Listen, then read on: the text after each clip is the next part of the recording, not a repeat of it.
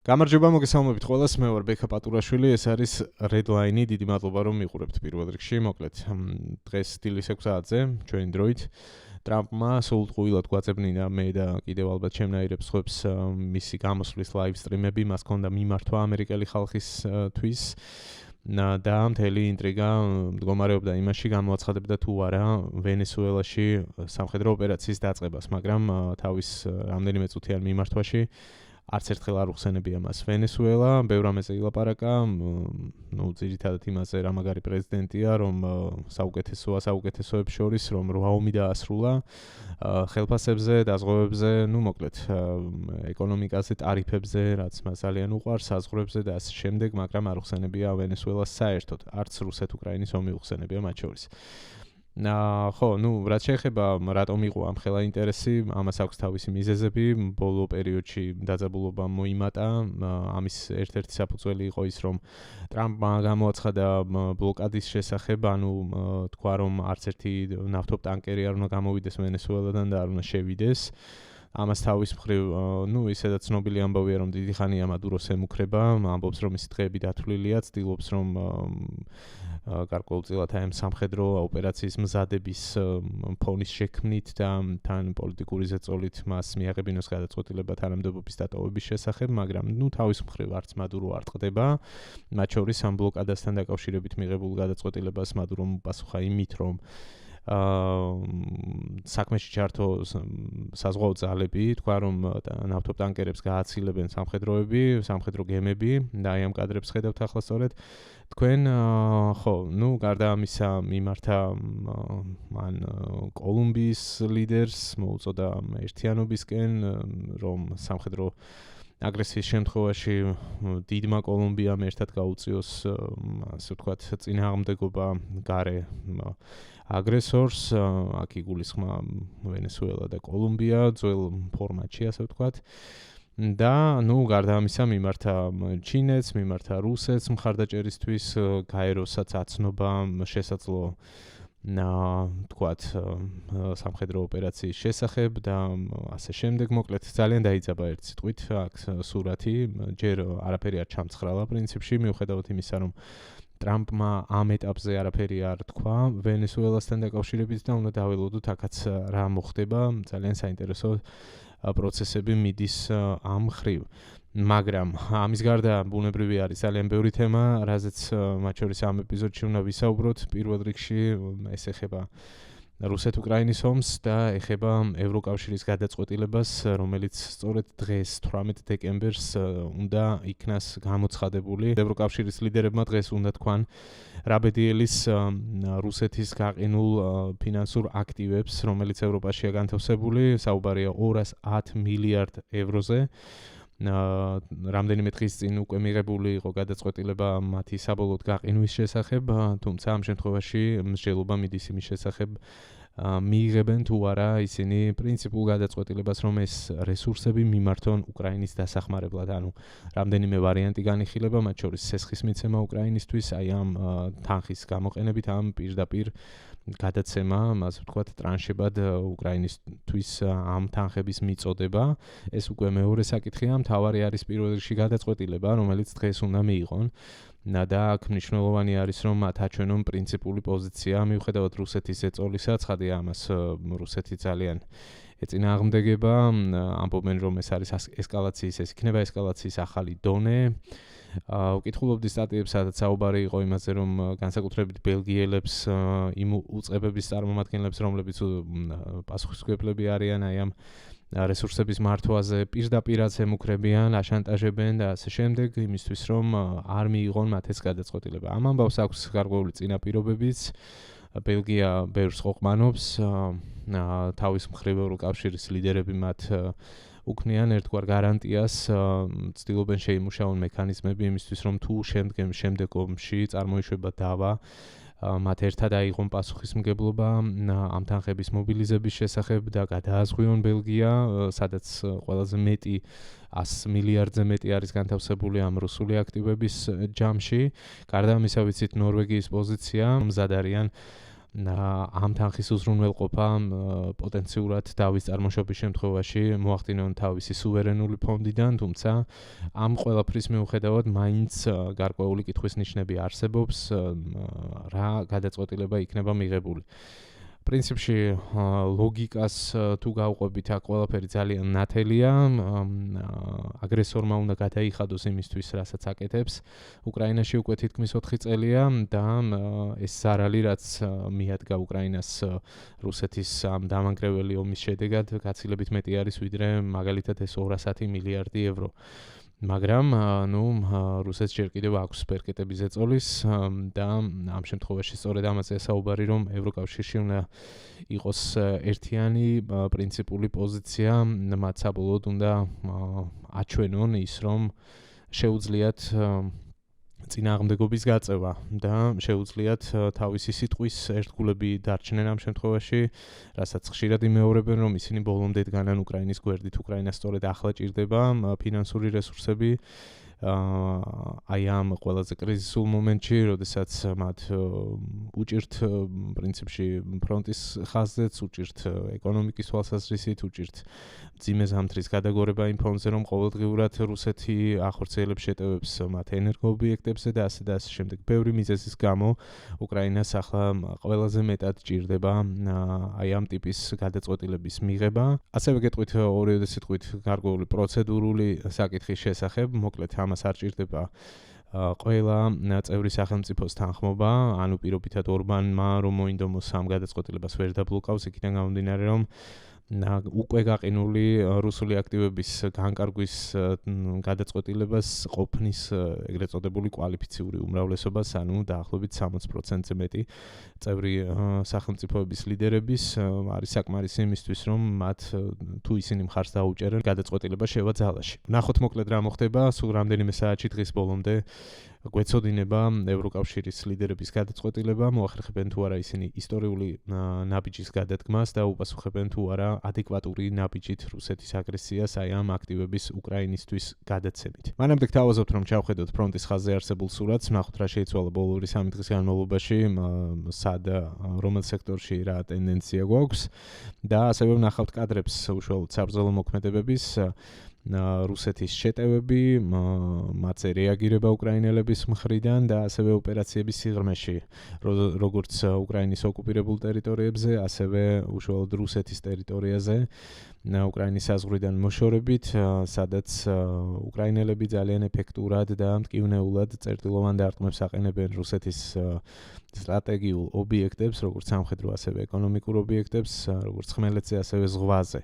და ზღვატყუილად არ მიხსენებია, ბოლო მსუყი ამბები სწორედ ზღვაზე მიტანილი იერიშებს უკავშირდება. ერთ-ერთი ბოლო სიახლე კი, რომელიც აგერ 1 საათის წინ არის დადებული, ეხება როსტოვის ოლქში ახლაც მიმდინარე ამბავს, როგორც ხედავთ, აქ არის კადრი, სადაც გემი იწვის, ეს არის ნავთობტანკერი დიდი ალბათობით, ვოლგა-დონ, ასეთი არის მისი დასახელება, არაერთი სახანძრო ბრიგადა აქ მუშაობს ძლიერი ხანძრის ჩასაქრობად, თუმცა დიდი ალბათობით ამ გემის გადარჩენა ვერ მოხდება. აქ არის სხვა კადრებიც, სადაც შორიდანაც გადაღებული, სხვა რაკურსით გადაღებული კადრი არის და არის ასევე ინფორმაცია, რომელიც თავად როსტოვის ხელმძღვანელობამ გაავრცელა ალექსანდერ სკრიაბინი, ეს ალბათ მერი არის, head of Rostov, არ ვიცი რას გულისხმობს, ზუსტად დიდი ალბათობით მერია, რომელიც ამბობს, რომ მეხანძრეები მუშაობენ ხანძრის ლიკვიდაციისთვის ტანკერზე და ასევე ამბობს, რომ დრონით განხორციელებულ შეტევაზე არის საუბარი, კი ბატონო, აქ არის დაზუსტება ამ ინფორმაციის. ასევე აღნიშნულია, რომ ნავთობის გაჟონვა უკვე შეჩერებული არისო, ამის პრევენცია მოხდაო და სამწუხაროდ არის მსხვერპლი და არიან დაშავებულებიცო. სხვა ინფორმაციაში გავეცანი, რომ იყო საუბარი თავად ეკიპაჟის წევრების დაღუპვის შესახებ აი ამ იერიშის შედეგად. აქ არის კიდევ ერთი ვიდეო მასალა, რომელიც ასევე ცოტა ხნის წინ გავრცელდა, იგივე დარტყმას უკავშირდება. საკმაოდ შორი მანძილიდან არის გადაღებული, მაგრამ ისმის ხმა ამ ვიდეოში მიფრენის უშუალოდ და არის საკმაოდ დიდი ნათება აი ამ დარტყმის დროს. არ ვიცი, იმ ინფორმაციაში ეწერა, რომ დრონია, თუმცა რთული სათქმელია, იყო ეს დრონი თუ სარაკეტო დარტყმა განხორციელდა ამ შემთხვევაში ალბათ ცოტა ხანში კიდევ უფრო მეტი დეტალი გახდება აი ამ უშუალოდ აი ამ იერიშის შესახებ ცნობილი ფაქტია, რომ ზიანი საკმაოდ მოცულობითია და კიდევ ერთხელ სამიზნე გახდა ტანკერი, ნავთობტანკერი, რომლითაც რუსები ეზიდებიან ნავთობს და ამით შეუვლობენ ფულს ომის საწარმოებლად უკრაინაში. შესაბამისად, ეს არის ლეგიტიმური სამიზნე უკრაინელებისთვის. ვიცით, რომ ღია ზღვაშიც არაერთი დარტყმა განხორციელდა ბოლო 2-3 კვირის განმავლობაში 5-ზე მეტი ასეთი შემთხვევა დაფიქსირდა, თუმცა ახლა მე თქვენ უნდა მოგიყვეთ კიდევ ერთი ძალიან წარმატებული და ძალიან ეფექტური, უნიკალური ოპერაციის შესახებ, სადაც ამ შემთხვევაში სამიზნე არა ნავთობტანკერი, არამედ რუსეთის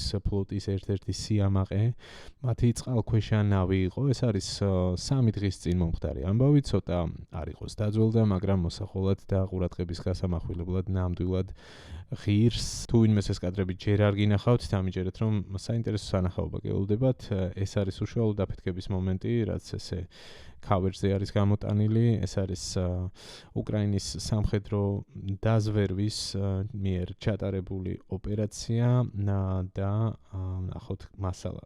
თავისთავად ეს კადრი უკვე საინტერესო არის, როგორ აღმოჩნდა უკრაინელების ხელში. იქიდან გამომდინარე, რომ ეს არ არის რაღაც დრონის სადაზვერვო დრონის გადაღებული მასალა, ეს არის სტატიკური კამერა, რომელიც დამონტაჟებული არის აშკარად ნოვოროსიისკის პორტში, ხო? ხედავთ როგორი გამოსახულება არის და აქ წესით ყველანაირი კონტროლი უნდა კონდეს რუსებს. შესაბამისად გამოდის, რომ ეს ვიდეო მასალა მათგან არის სწორედ გაჟონილი და ესაც მიანიშნებს იმაზე, თუ რამდენად ეფექტურად მუშაობს უკრაინის სამხედრო დაზვერვა იმისთვის, რომ მოხდეს თავად რუსების გადმობირება აი ამ ოპერაციებში მონაწილეობისთვის. კარგი, წავედით, მოკლედ აქ არის რამდენიმე სამხედრო ხომალდი, როგორც ხედავთ და მოდით ახლა ყურადღება მივაქციოთ იმას, თუ სად არის განლაგებული თავად ეს წყალქვეშა ნავი ვარშავიანკა. აი აქ არის, მიაქციეთ ყურადღება აი ამ ნაწილს, ეს არის მისი ზედა ნაწილი. აი აქ არის კუთხე, სადაც არის გაჩერებული ეს ნავი და მისი ნაწილი ჩანს წყლის ზედაპირზე. აი აქ უკვე არის ზუმით ნაჩვენების სწორედ ეს კადრი და ეხლა იქნება შეჯახების მომენტი. როგორც ნახეთ, აქ არ არის წყალზედა დრონი, როგორც მანამდე გვინახავს Sea Baby, ასე ქვია უკრაინული წარმოების წყალზედა დრონებს, რომლითაც არაერთი ოპერაცია განხორციელდა, მათ შორის ტანკერების დაზიანებისთვის ღია ზღვაშიც რამდენიმე დღის წინ სწორედ ასეთი წყალზედა დრონები იყო გამოყენებული და ამაზე საუბრობდი ერთ-ერთ წინა ვიდეოში, მაგრამ ამ შემთხვევაში, როგორც უკრაინის სამხედრო დაზვერვამ გაავრცელა ინფორმაცია, გამოყენებული იყო წყალქვეშა დრონი. Submarine დრონი, ასე ვთქვათ, და ეს კიდევ ახალი სიტყვა არის მათ შესაძლებლობებში, აქამდე მსგავსი ოპერაცია წყალქვეშა უპილოტო სისტემით არ განხორციელებულა უკრაინის მიერ და არც მით უმეტეს წყალქვეშა ნავზე არ განხორციელებულა ასეთი მასშტაბური დარტყმა და ხედავთ აფეთქების სიმძლავრეს. ამის შემდეგ გავრცელდა ცნობები იმის შესახებ, რომ მნიშვნელოვნად დაზიანდა ეს წყალქვეშა ნავი და დიდი ალბათობით მისი გამოყენება ვეღარ მოხდება და ეს არის თავისთავად მნიშვნელოვანი მიღწევა სამხედრო თვალსაზრისით, იქიდან გამომდინარე, რომ ამ ვარშავიანკას ტიპის წყალქვეშა ნავებს რუსეთი აქტიურად იყენებს, წყალქვეშა გემებს აქტიურად იყენებს უკრაინაზე სარაკეტო იერიშების დროს. ამ გემებს შეუძლია გადატანა კალიბრის ტიპის რაკეტების დაგაშვება, შესაბამისად ის არის ძალიან მნიშვნელოვანი სამიზნე ამ შემთხვევაში. სხვათა შორის ამ კადრებში კარგად თუ დავაკვირდებით, აი აქ, აი ამ ნაწილში მეორე ასეთივე ნავიც ჩანს. ახლა მოდით ვისაუბროთ იმაზე, თუ როგორ გამოეხმაურა ამას რუსული მხარე და რა ინფორმაციის გავრცელებით შეეცადნენ ამ ამბის გადაფარვას, როგორც წესი რუსული პროპაგანდა სწორედ ამაზე მუშაობს, რაც არ უნდა ჩაუძირონ მათ, რა ხომალდიც არ უნდა განადგურდეს ან რა მნიშვნელოვან სამხედრო ობიექტზეც არ უნდა მიიტანონ დარტყმა, ისინი არიან მტკიცებით პოზიციაში, რომ არაფერი არ მომხდარა, რეალურად არაფერი არ დაზიანებულა.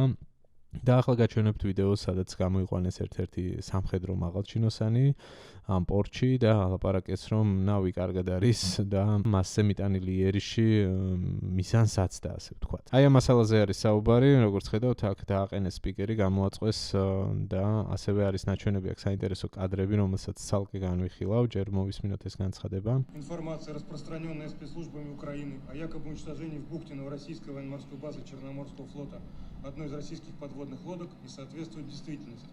Попытка противника провести диверсию при помощи подводного безэкипажного аппарата не достигла своих целей.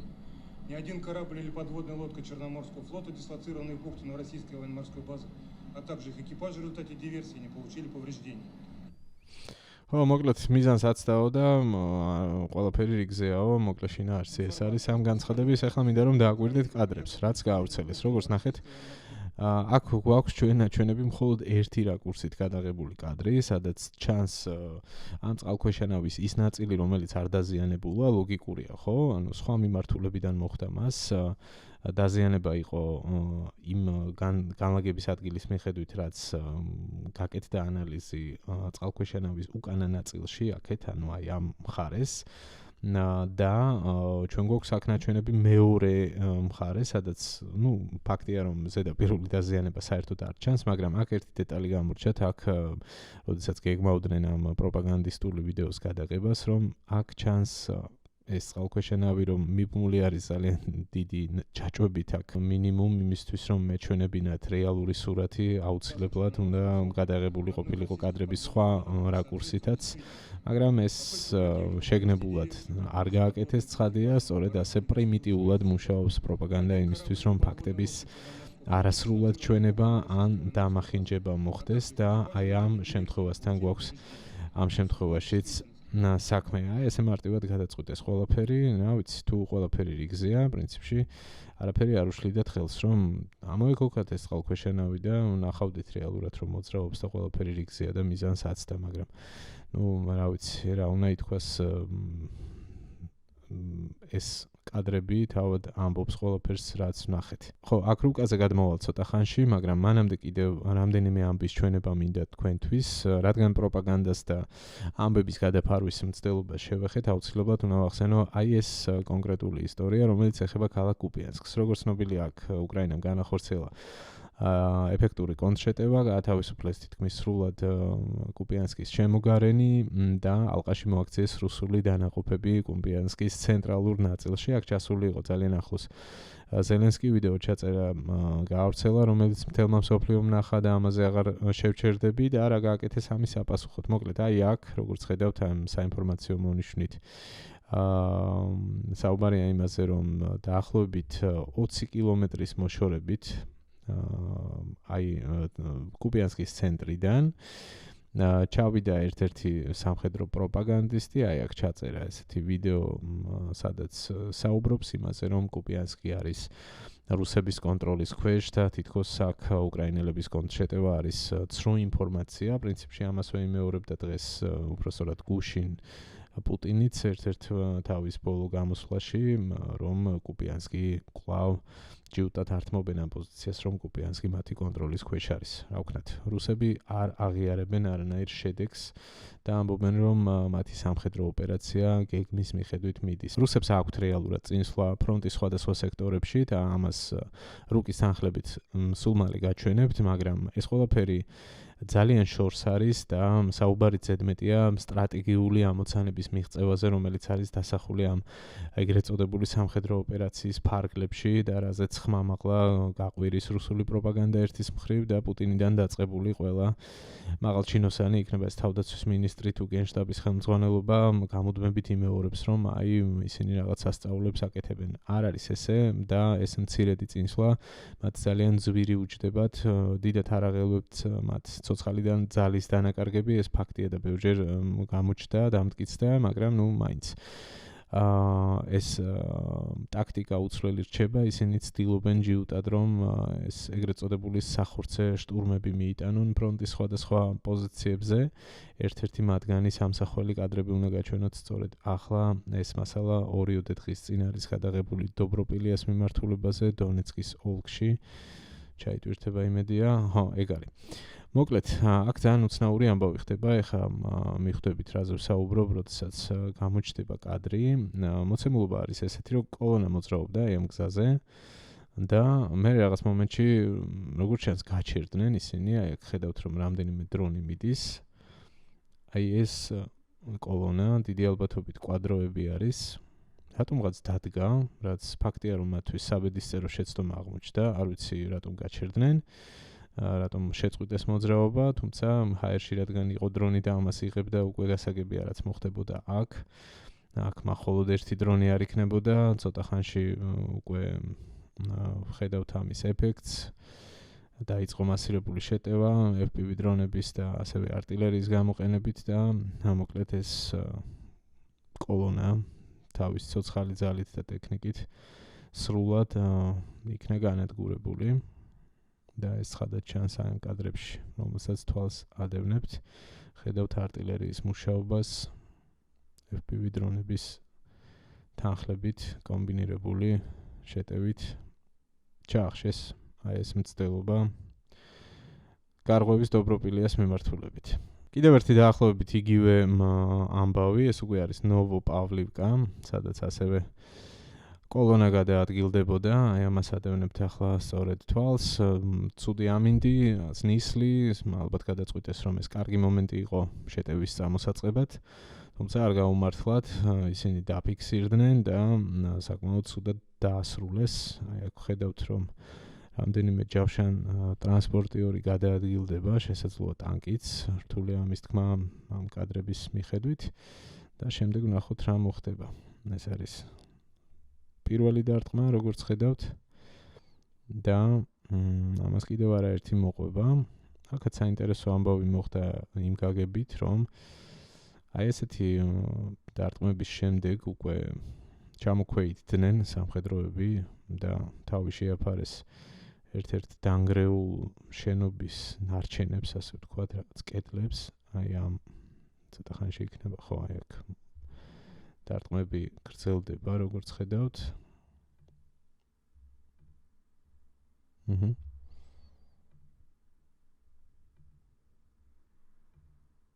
ესე სათითაოდ ხდება მათი ტექნიკის განადგურება.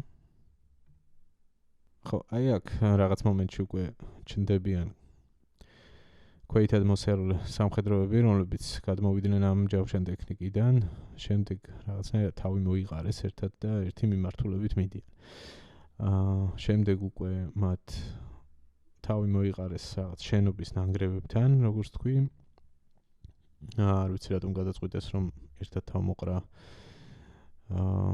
სასარგებლო იქნებოდა ამ სიტუაციაში, ცალსახად ეს არის ფაქტია მათი მძიმე შეცდომა, სადაც ყველა მხრიდან იყო ხედვა, სადაც ყველა მხრიდან იყო უკრაინელების დრონები, საბოლოოდ ძნელი გამოსაცნობი აქ არ არის რა მოხდა, ბომბერ დრონებიდან ხდება საბრძოლო მასალის ჩამოყრა და ყველა მათგანი განადგურდა აქ. ასე დასრულდა რუსების ეს მორიგი რაღაცა სახურცე შტურმი პრინციპში. სწორი სახელი არა, სხვა რა შეიძლება უწოდოს ამას. ადამიანმა მიდიან ესე მოკლედ და არ ვიცი, უბრალოდ ნადგურდებიან, უბრალოდ რაღაც განწირულ შეტევებზე აგზავნიან ამ ხალხს, მაგრამ ეს დიდად არ ანაღლებთ, იმიტომ რომ რა პრობლემაა პუტინი გამოაცხადებს ხვალზე რაღაც მობილიზაციის ახალ ტალღას და სახორცე მასაც შეივსება. ეს მათ დიდად არ აღელვებთ, მილიონზე მეტი იქნება დაღუპული რუსის სამხედრო, თუ 2 მილიონზე მეტი მთავარი არის პუტინის გეგმების მიღწევა და თუ ბოლო განცხადებებით ვიმსჯელებთ, ის არანაირად არ აპირებს ძალიან სასაცილოდ გამოიყურება რაღაც სამშვიდობო შეთანხმებებზე საუბარი, რაღაც შეხვედრები, ვიტკოფის, კუშნერის და სხვების მონაწილეობით. პუტინი ძალიან ღიად ამბობს თავის გეგმას, რომ ბოლო განცხადებაში მან აღნიშნა, რომ მომდევნო წლის ამოცანა არის ამ შეტევების ტემპის პირიქით გაზრდა და მინიმუმ შენარჩუნება და რაზე ვლაპარაკობთ ამ დროს ხალხი მსჯელობს იქ მოაწერს თუ არა პუტინის სამშვიდობო შეთანხმებას ხელს. კარგი, წავიდეთ მოკლედ ფრონტის ხაზზე, გადავხედოთ რა ხდება. პირველ რიგში მოდით შევეხოთ პოკროვსკის და მიჟნოგრადის მიმართულებაც, სადაც სიტუაცია რთულდება პრინციპში. ეს არის 16 რიცხვის განახლება. როგორც ხედავთ, მიჟნოგრადი მას გარშემო მთლიანად ნაცრისფერი ზონა არის, მატულობს ასევე წითელი მონიშნები, რაც მიანიშნებს ქალაქისკენ ნელ-ნელა რუსების მიახლოებას, მაგრამ აქ როგორც მიჟნოგრადის გარშემო, ასევე უშუალოდ პოკროვსკში სიტუაცია შეიცვალა 18 დეკემბრისთვის. აქ განსაკუთრებით საყურადღებო არის, რაც მოხდა ამ სარკინიგზო ხაზის გასწვრივ თუ თვალს ადევნებთ მოვლენებს, გეცოდინებათ, რომ რამდენიმე კვირა უშედეგოდ ცდილობდნენ ისინი რუსები აი ამ სარკინიგზო ხაზის გადაკვეთას და აქ ძალიან დიდ წინააღმდეგობას უწევდა მათ უკრაინის დანაყოფები, მაგრამ როგორც ხედავთ, მათ ამ მონაკვეთში მოახერხეს წინსვლა და ეს უკვე წითლად არის მონიშნული, რაც ადასტურებს მათ პოზიციების გამყარებას აქ, ასევე აი აქ რივნეს მიმართულებაზე გაიზარდა შეტევის დაფარვის ზონა და აქაც გაჩნდა წითელი მონიშნა. მოკლედ, არ ვიცი რა ვთქვა, პოკროვსკის ალბათ რაღაცა 10-15% აკონტროლებენ ახლა უკრაინელები, თუმცა აქაც არის ყველგან საბრძოლო მოქმედებები, სრულად ეს არის ნაცრისფერი მონიშნა იმის გამო, რომ ყველა ქუჩაზე სხვადასხვა სიტუაცია არის.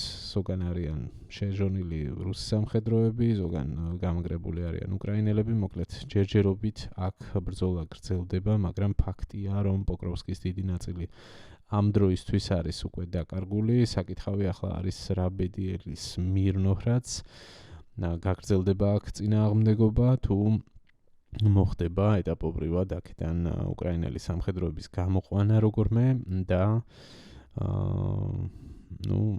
ეს არის პრინციპში ლოგიკური სურათი, არაერთხელ მithkoms მანამდეც წინა ვიდეოებშიც ვსაუბრობდი ამაზე, რომ თავად უკრაინელი სამხედრო მიმოხილველები სწორედ ამას ამბობენ, რომ ეს მხოლოდ დროის საკითხია.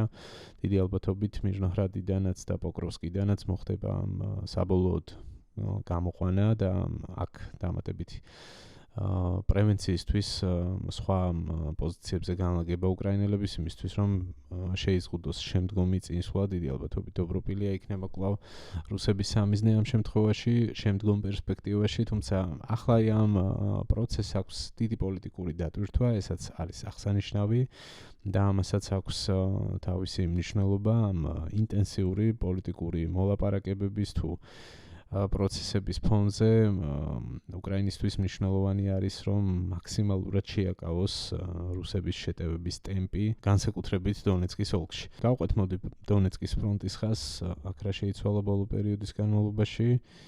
ხო, კონსტანტინივკას მიმართულებაზე არის მცირე წინსვლა 16 რიცხვის მონაცემით, აი ეს ვნახოთ აქ. თუმცა არაფერი რაიმე კატასტროფა, ეს ქალაქი დგას, ჯერ კიდევ და არ იქნება მარტივი გასეირნება.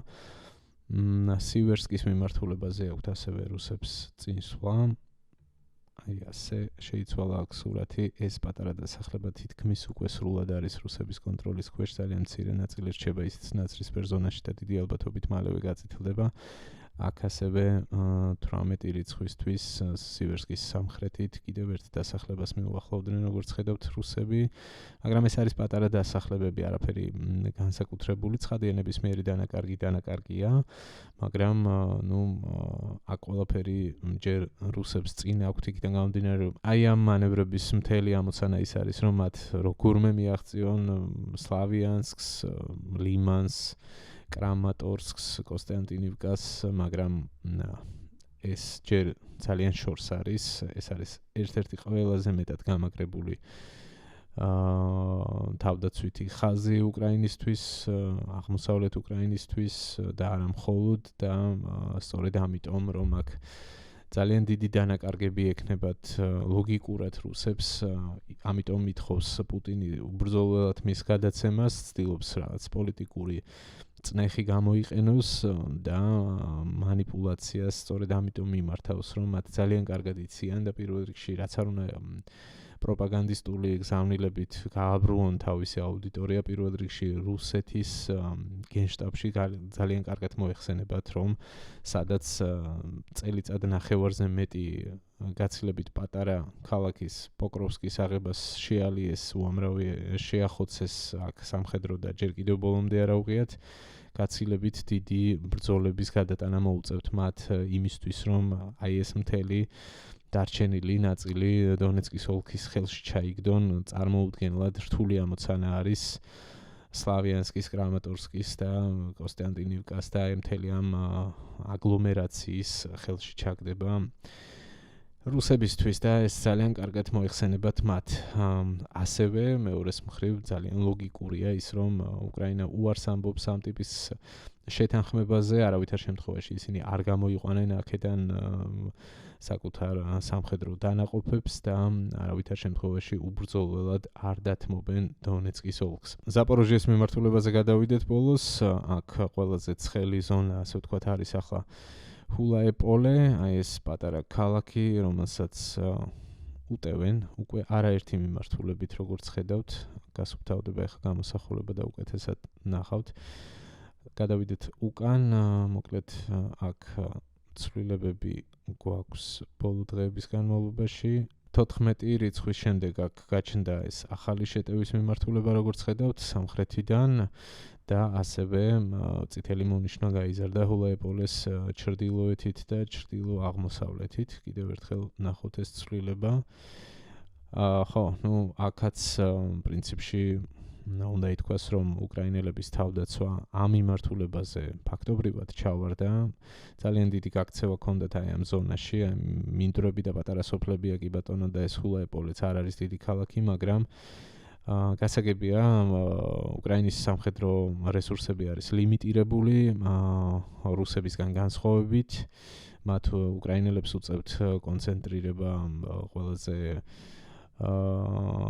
სტრატეგიულად მნიშვნელოვან ზონებში, მათ მოუწიათ სპეცოპერაციების ჩატარება კუპიანსკის მიმართულებაზე, იმისთვის რომ ეს ქალაქი დაებრუნებინათ, მათ უწევთ მირნოჰრადი, პოკროვსკის მიმართულების დაცვა და დონეცკის ოლქის სხვადასხვა ქალაქების და შესაბამისად რთულია მთელი ამ 1000 კილომეტრზე გაჭიმული ფრონტის ხაზის თანაბარი სიმძლავრით კონტროლი და ბოლო რამდენიმე თვის განმავლობაში ფაქტია რომ გამოიკვეთა რომ ზაპოროჟიეს მიმართულება არის შედარებით სუსტი, ამაზე თავადვე საუბრობენ უკრაინელები და ამბობენ რომ საჭირო არის რეფორმები, საჭირო არის სამხედრო შემადგენლობის გადახალისება, ახალგაზრდა ნიჭიერი ოფიცრების დაწინაურება და როგორც თავადვე ამბობენ ხოლმე ძველი დინოზავრების ჩანაცვლება, რომლებიც ხშირ შემთხვევაში გარკვეულ შეცდომებს უშვებენ და ისინი ძალიან მწვავე კრიტიკის ობიექტები ხდებიან ხოლმე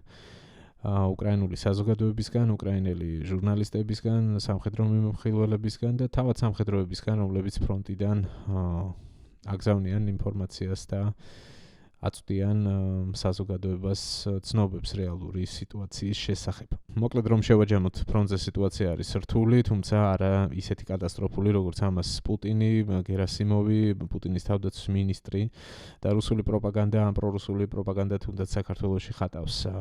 არ არის ეს რეალობა, თითქოს უკრაინის თავდაცვის ხაზი არის ჩამოქცეული, რომ ისინი რუსები ფლობენ სტრატეგიულ უპირატესობას და სწრაფი ტემპებით მიიწევენ ყველა მიმართულებით წინ. არ არის ეს ასე, უბრალოდ ისინი ყველა პატარა წარმატებას და ყველა პატარა წინსვლას ყიდიან პროპაგანდის მიზნებისთვის და ასაღებენ რაღაც წარმოუდგენლად დიდ გამარჯვებად, რომ შექმნან ფონი თითქოს ისინი აღწევენ ეგრეთ წოდებული სპეციალური სამხედრო ოპერაციის მიზნებს და ჯობია უკრაინა დანებდეს, კაპიტულაცია გამოაცხადოს, გადასცეს დონეცკი, უარი თქვას სამხედრო რესურსების შენარჩუნებაზე და ასე შემდეგ წინააღმდეგ შემთხვევაში მათ მოუწევთ მაინც დამარცხება და უბრალოდ ჯობია რომ სამხედრო დანაკარგები ნაკლები მიიღონ და პირდაპირ დათანხმდნენ პუტინის პირობებს. ამის საფუძველი არ არსებობს, ეს არის ფაქტი და თუ უკრაინას ექნება უფრო მეტი მხარდაჭერა, თუ ისინი განაგრძობენ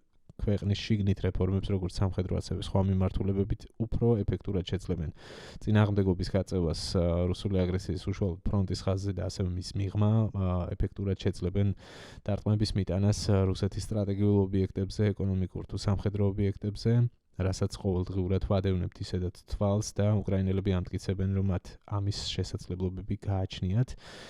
და რადგან ვახსენებ მხარდაჭერა, ისე უნდა დაუბრუნდე ევროპის თემას, ევროკავშირის ლიდერების მისაღებ გადაწყვეტილებას, რომელზეც თავში ვსაუბრობდი, ეს გადაწყვეტილება ახლოვდება. ნახოთ როგორ წავა პროცესი, მე დიდი ალბათობით მალევე უკვე ახალი ეპიზოდით დაგიბრუნდებით, სადაც ამ პოლიტიკურ შედეგებზე უკვე მას შემდეგ რაც დადგება შედეგი ვისაუბრებთ. ნახავთ ასევე განახლებულ ინფორმაციას და გამოხმაურებებს, როგორც უკრაინის მხრიდან, ასევე სხვა მოთამაშეების მხრიდან, იმ შემთხვევაში თუ უკრაინა მიიღებს რუსული გაყინული აქტივებიდან თანხებს, იმედი მაქვს, რომ ეს გადაწყვეტილება სწორედ ასეთი შედეგით იქნება მიღებული. ნახოთ აბა, გაკაჩავენ თუ არა, ასე ჟარგონზე რო ვთქვათ, ევროპელები რომ პრინციპული პოზიცია აჩვენონ. ამით დავასრულებ მოკლედ ამ ვიდეოს. დიდი მადლობა ყურადღებისთვის. თუ ამ დრომდე უყურეთ და მოგეწონათ და ლაიქეთ, თუ არ ხართ არხის გამომწერები, გამოიწერეთ. ამით დამეხმარებით აუდიტორიის ზრდაში და აჭირეთ subscribe-ს, ზარის მონიშნაც ჩართეთ, რომ შემდეგშიც მიიღოთ შეტყობინებები, როცა ახალი ვიდეო დაიდება. ასევე მინდა მოგიწოდოთ დონაციისკენ, ეს მე ძალიან მჭირდება.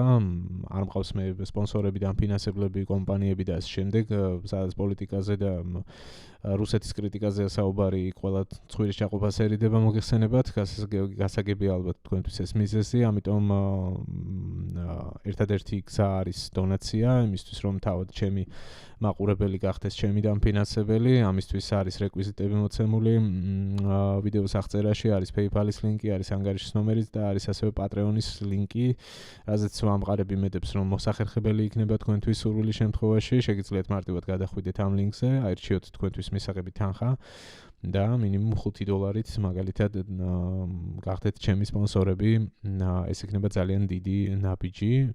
შესაძლოა თქვენთვის ძალიან უმნიშვნელო თანხა, მაგრამ ჩემთვის ძალიან დიდი ხელშეწყობა, თუ გარკვეულ რაოდენობას მიაღწევს ჩემი სპონსორები, უკვე შემდეგ შევძლებ რომ ეს არხი განვავითარო.